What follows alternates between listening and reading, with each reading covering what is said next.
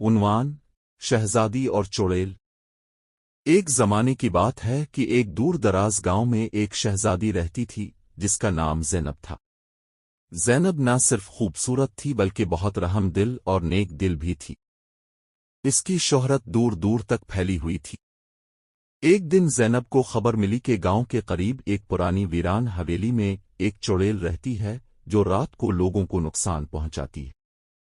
شہزادی زینب نے فیصلہ کیا کہ وہ خود اس چڑیل سے بات کرے گی اور اس کی حقیقت جاننے کی کوشش کرے گی۔ ایک رات وہ بہادری سے حویلی پہنچی اور چڑیل کو پکارا۔ چڑیل اچانک سامنے آئی، اس کے بال بکھرے ہوئے اور چہرہ ڈرونا تھا۔ زینب نے ہمت نہیں ہاری اور نرمی سے چڑیل سے پوچھا، تم یہاں کیوں رہتی ہو اور لوگوں کو ڈراتی ہو؟ چڑیل کی آنکھوں میں آنسو آ گئے۔ اس نے کہا، میں ایک عام عورت تھی، لیکن میرے خاندان کے لوگوں نے میرے ساتھ ظلم کیا اور مجھے اس حویلی میں قید کر دیا۔